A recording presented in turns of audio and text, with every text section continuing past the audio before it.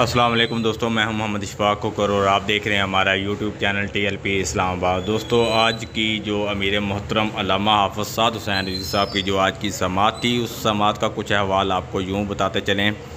पहले आपसे गुजारिश है कि जिन दोस्तों ने हमारे चैनल को सब्सक्राइब नहीं किया, वो अगर हमारे चैनल को सब्सक्राइब नहीं कर सकते तो उनसे गुजारिश है कि वो VPN के ज़रिए हमारे चैनल को सब्सक्राइब कर सकते हैं।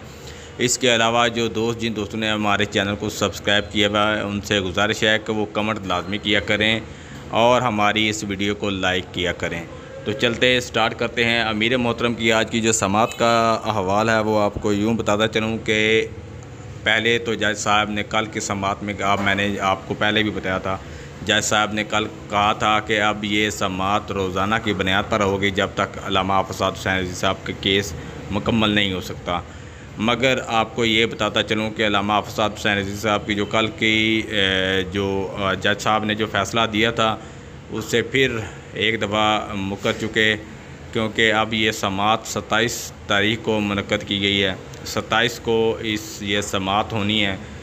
तो ये अब आपको ये बताता चलूँ कि अल्लामा हाफ़िज़ साद हुसैन रिज़वी साहब की जो अगली समात है वो 27 तारीख़ को होगी। पाकिस्तानी अदालतों और जज साहब के हवाला से आप क्या राय रखते हैं, कमेंट बॉक्स में ज़रूर बताइएगा।